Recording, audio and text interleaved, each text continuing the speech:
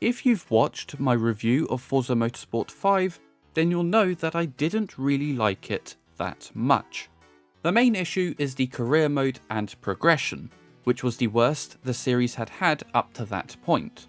But because Forza Motorsport 4 is universally loved with its brilliant progression, career mode, car list and track list, it did make it a hard act to follow. It would have been impossible to make a game better than Forza Motorsport 4 on a then brand new console with only 8 to 10 months of development time. The bad reviews of Forza Motorsport 5 didn't end the series, and in 2015, Turn 10 Studios and Microsoft Game Studios released the 6th game, which was released on the Xbox One, but there was also a cut down version called Forza Motorsport 6 Apex.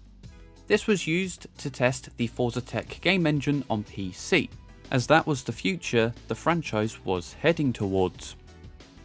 You start the game with a tutorial race in the 2016 Ford GT cover car on the Rio de Janeiro city circuit, which returned from the first game, but with a new layout. The tutorial race hasn't changed since the third game. I'm sick of talking about them, and I'm sure at this point a lot of you know how I feel about these races.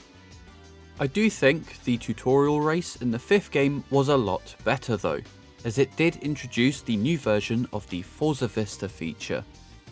Forza Motorsport 6 introduced night racing and rain, and I think it would have made sense to include either one of those two instead of dry conditions during the day, as that would have given the player a better first impression of the game. I had 1 or 2 comments on my review of the 5th game from people saying that the tutorial race is there to set the mood for the rest of the game. I respect your opinion, but I do completely disagree. There is no need to set the mood for a track-based racing game with no story or characters, as you're just going from race to race with no cutscenes giving you context to why you're doing these races. There's also no tension between drivers, which is why the story in the later Horizon games are a bit meh, but I will talk more about that at a later date. To give you guys more context, an example of a game that has its mood set perfectly in the beginning is Need for Speed Carbon, but that's because there's tension between you and the characters, which is obviously not needed in a Forza Motorsport game as there's no story, and things aren't much better when you get into the career mode. If you look at the structure of the career modes in the first 5 games, you may notice a pattern. The career mode in Forza Motorsport 1 and 2 are structured the same, but are different from Forza Motorsport 3 and 4, which are different to Forza Motorsport 5. So you'd expect the career mode in this game to be structured the same way as the 5th, but it's not. For the first time in Forza history, the career modes are made up of 2 parts that have to be done separately. You have the showcase events, which I'll talk more about in a minute, but the main part of the game is the Stories of Motorsport. The Stories of Motorsport has 5 sections known as volumes.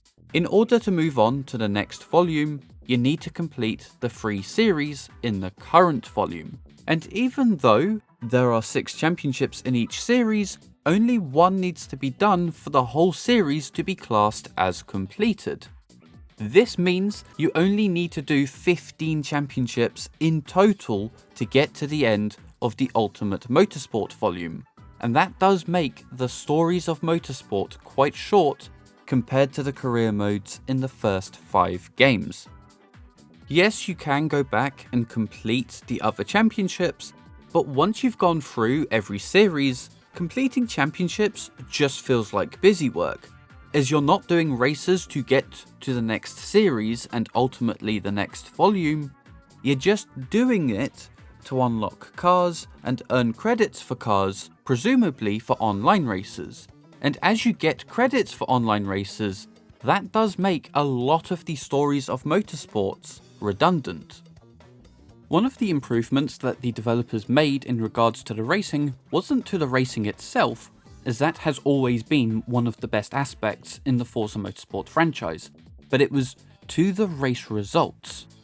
You see, in racing games, you would always expect bronze, silver and gold to represent first, second and third, but in Forza Motorsport 5 they changed that, and I don't know why.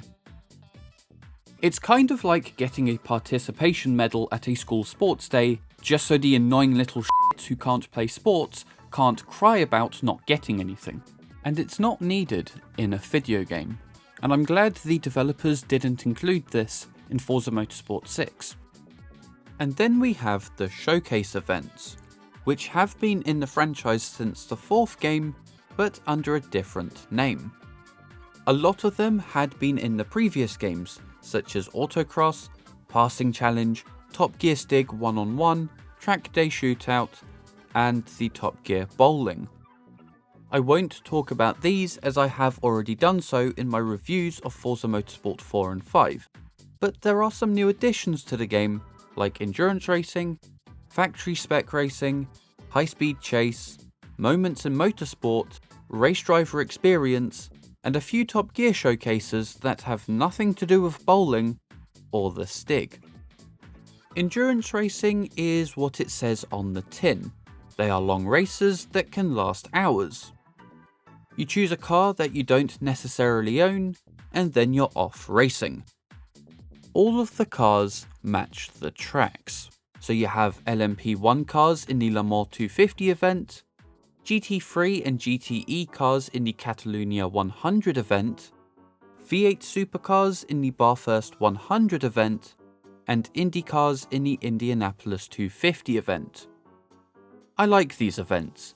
I've always liked endurance events in racing games, but they feel like they should have been in the main part of the career mode, like in every other game. And I feel this way about almost every showcase event type that I'm going to talk about. Factory-Spec Racing are one model races. A lot of the races include cars that have or had their own race series, such as the EcoBoost Formula Ford, Caterham R500 and the Mazda MX-5. But the developers must have run out of ideas, as they included the Ultima GTR, which never had a race series of its own.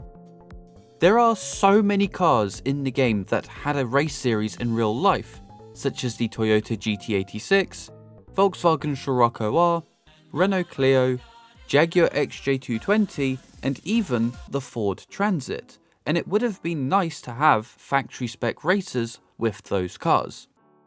Overall, I like the idea of factory-spec racing, but I do think it could have been expanded upon. And it's the same with the high-speed chase events as well. High-speed chase is just one lap magic from Gran Turismo 4, so the slowest car on the grid sets off first, then the second slowest, and so on. You are at the back of the grid, and your goal is to overtake every car before the end of the lap. I like them in Gran Turismo 4, and to an extent, they're good in this game, but I do have a couple of issues with them. The time between cars setting off needed to be worked on a little bit more, as the AI most of the time had already bunched up long before the start-finish line, and before I got to them in the race car. The other issue is that, just like the factory-spec racing, there needed to be more of them, but that may have been a bit impossible, as there weren't enough car nameplates that had been in the game from launch that also had many generations and a race car, so it's more of an issue with car variety than anything else. At this point, you may be thinking that the showcase events are good but not really worth your time. However, there is one that is absolutely perfect, and that is Moments in Motorsport. This takes you through some of the more notable parts of motorsport history, from the late 1930s with the birth of Grand Prix racing to the 1990s with Group C and Le Mans prototypes. Even though there is only one race for each showcase event, it's still perfect. The developers matched the racetrack to the era and cars brilliantly. So the 1960s Grand Prix Legends Showcase event is set at Monza, the America's Muscle Car Battle is set at Road America, and the Grand Prix Heroes of the 1970s is set at Hockenheim. Although the prize money for each event is very low, these races are still worth doing just for the history factor. You also get next to nothing in terms of prize money and XP in the next set of showcase events that I'm going to talk about, which I have grouped together. Just like Forza Motorsport 4 and 5, this game has a lot of association with Top Gear, and from what I've seen, nothing is new. You have the 1 vs 1 with the Stig, which was in the 5th game, and bowling, which goes all the way back to Forza Motorsport 4.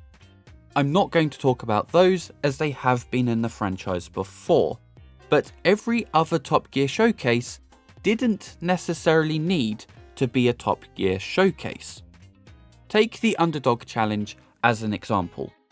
This is just a race around the Top Gear test track in the slowest cars that the game has to offer.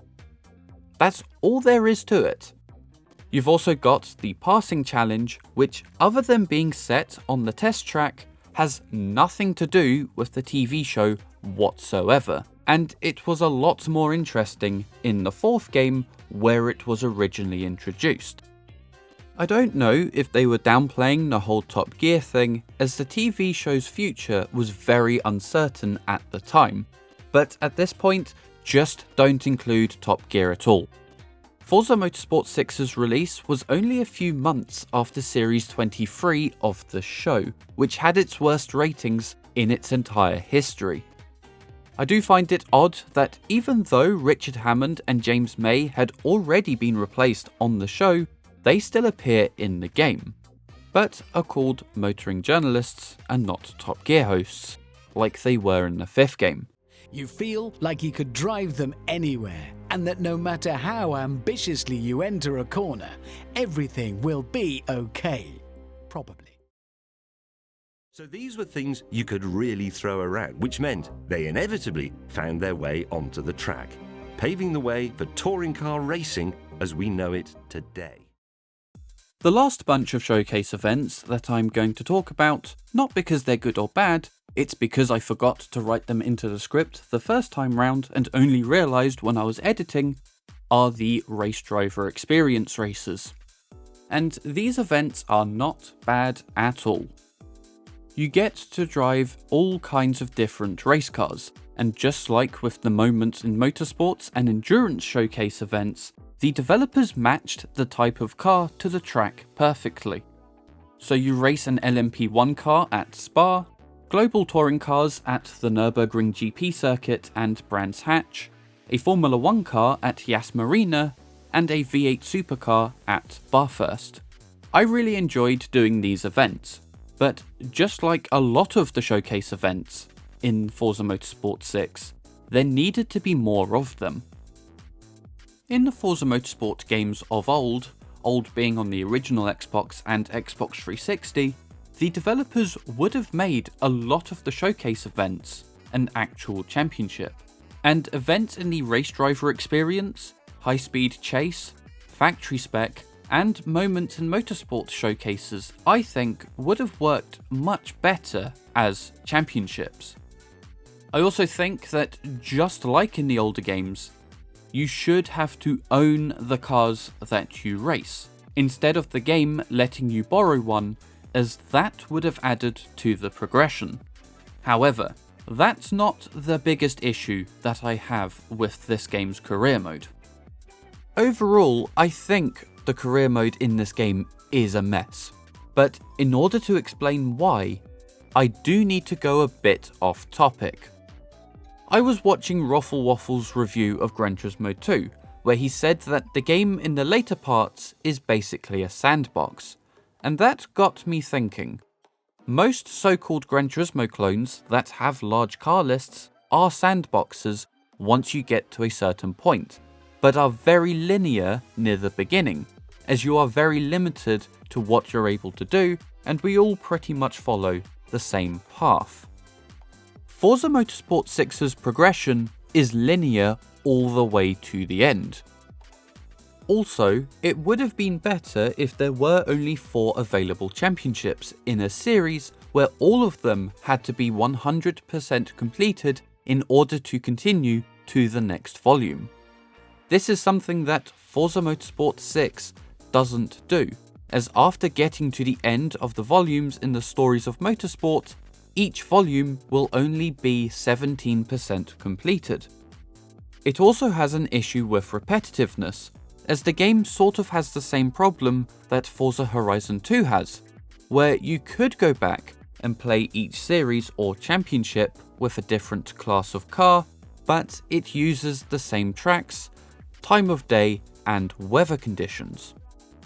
The developers took the choice away from the player for this ridiculous linear career structure, and I don't really understand why they decided to change something that people obviously liked for an untested mess that had never been done in a game of this size.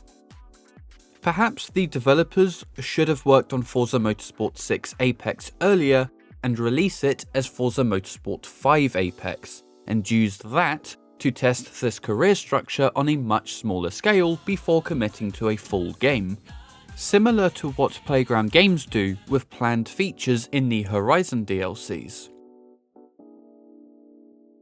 One of the very few new additions to the Forza franchise was mods. They affect the race either by making it easier or harder, and they all have their own categories depending on what part of the race they affect. I'm not going to talk about every mod and what they do, otherwise I will be here all day, but that does give an indication to how many there are.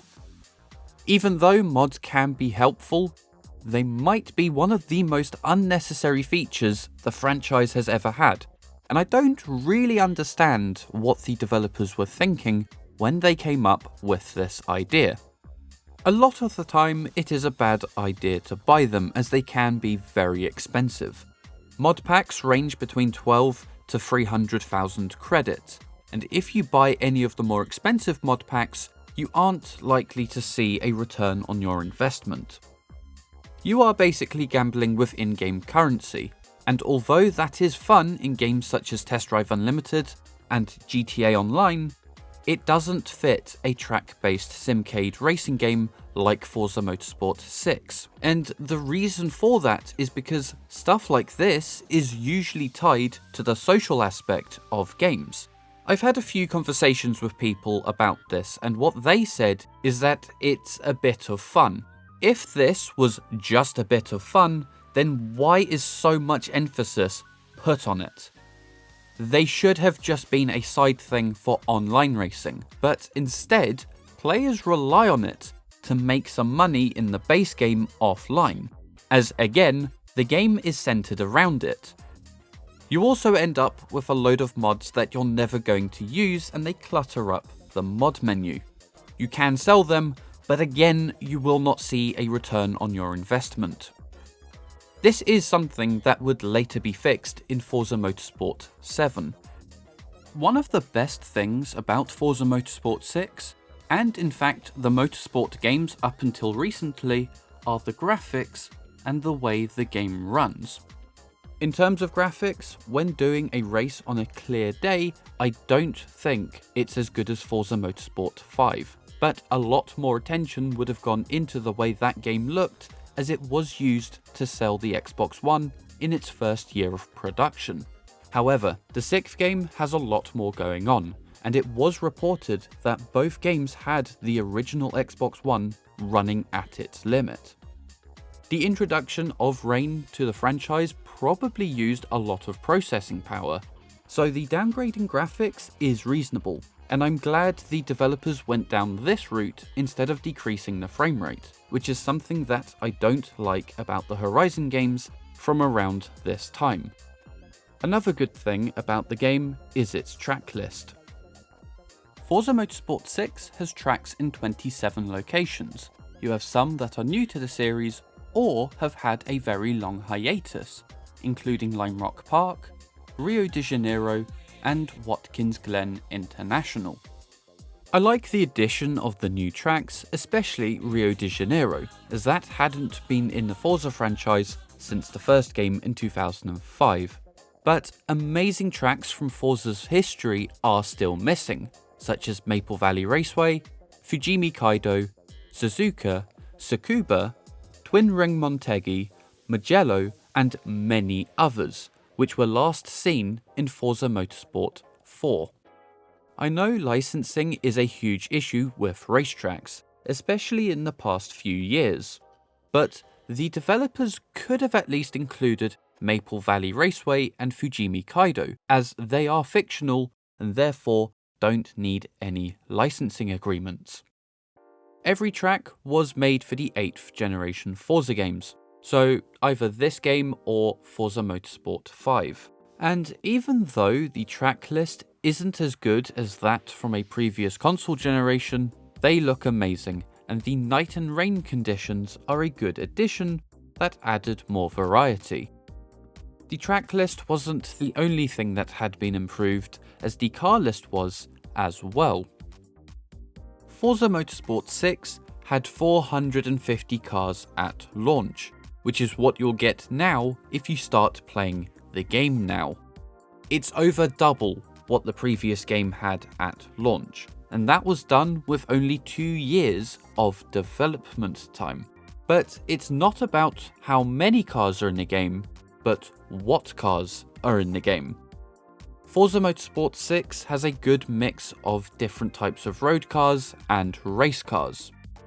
You have cars from hatchbacks such as various generations of Volkswagen Golf, Ford Focus and Honda Civic, to supercars and hypercars like the LaFerrari, Pagani Huayra, McLaren P1 and the Ford GT.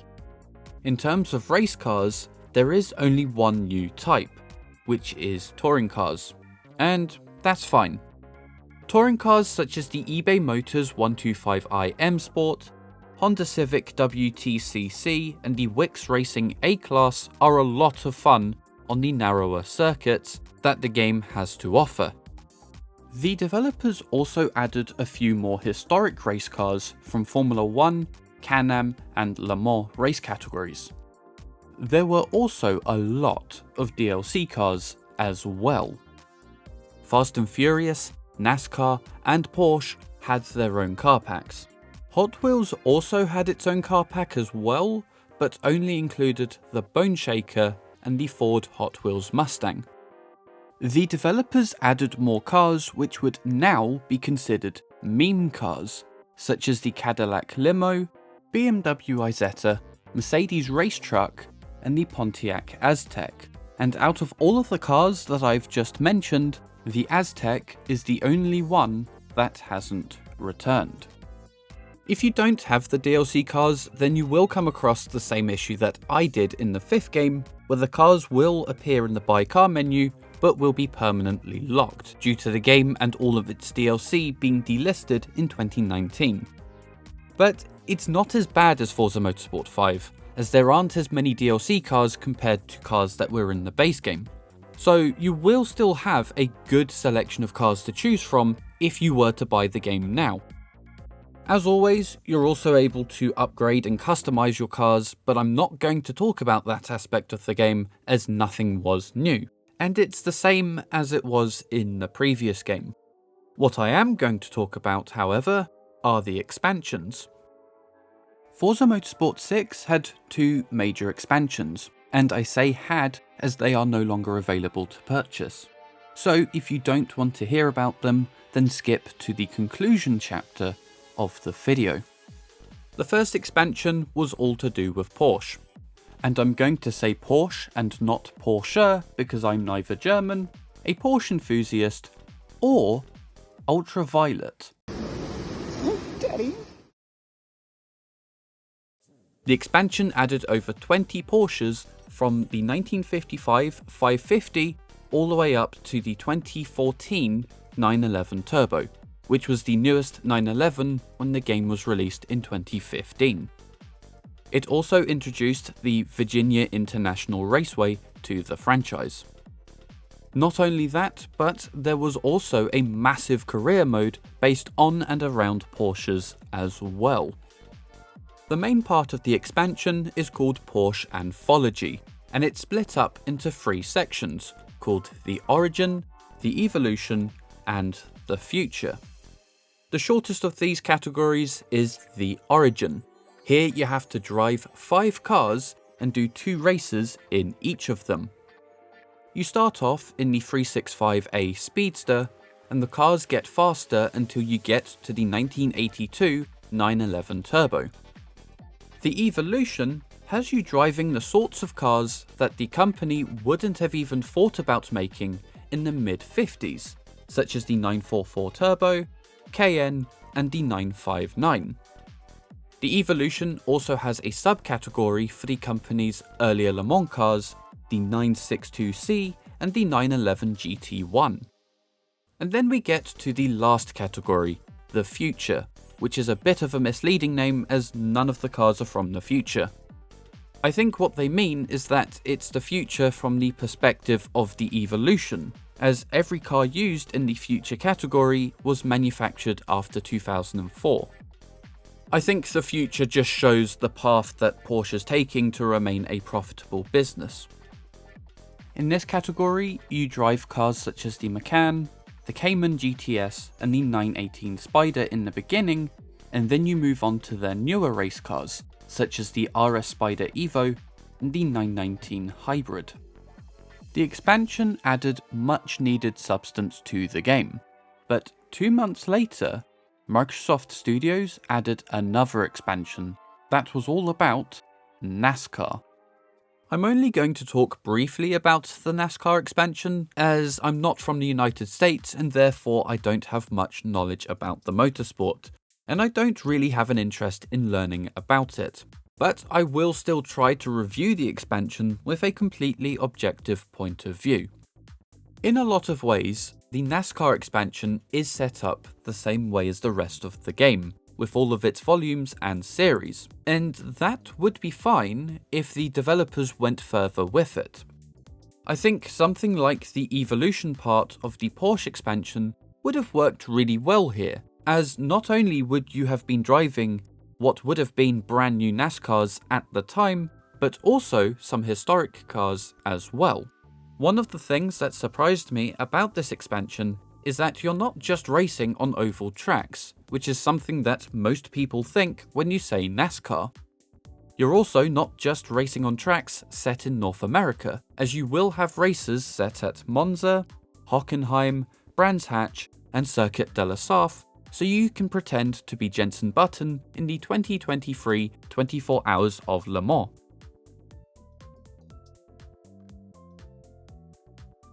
Although I like the idea of the NASCAR expansion, it is quite forgettable. Not only did I forget that I had played it, I forgot that it even existed, and only remembered when double checking my gameplay footage for this review. It is always a shame when a game gets delisted and you're no longer allowed to purchase it and its DLCs. However, I don't feel the same about the NASCAR expansion, as it's something that didn't appeal to most people who played Forza Motorsport 6 back in the day, and it could have just been a free update. Overall, I think Forza Motorsport 6 isn't a bad game, but it's also not good either. Just like what the thumbnail to this video says, it's meh. Well, meh compared to other games of its type. I like the added content, but the career mode isn't as good as the career mode in the 5th game, and I think it's the worst in the series up to 2015. So at this point, it was going downhill from Forza Motorsport 4. In terms of progression, I also prefer the 5th game. The showcase events being separate from the stories of Motorsport does ruin the perception of what a Forza Motorsport game should be, and although it's good to see the developers trying something new, I don't think committing to a full game without testing it on a smaller scale first was a good idea. Also, I think their priorities should have been solely on making the Stories of Motorsport game mode the best it could be. but instead a lot of time was put towards other not so well received features, such as mods, and it's a game that I really do not recommend. This has been my review of Forza Motorsport 6 on the Xbox One. So far I have reviewed 2 Forza Motorsports from the 8th console generation, and I haven't recommended either of them. But that might change when I review the 7th game. The next few reviews are going to be shorter than this one, as this video has made me realise that I can't do longer videos like this within a month. I don't know what game I will review next, but that video will be quite short, so I can spend more time on my next long review, which will be of Forza Horizon 3. But for now, it is time to end. Thank you very much for watching, and goodbye.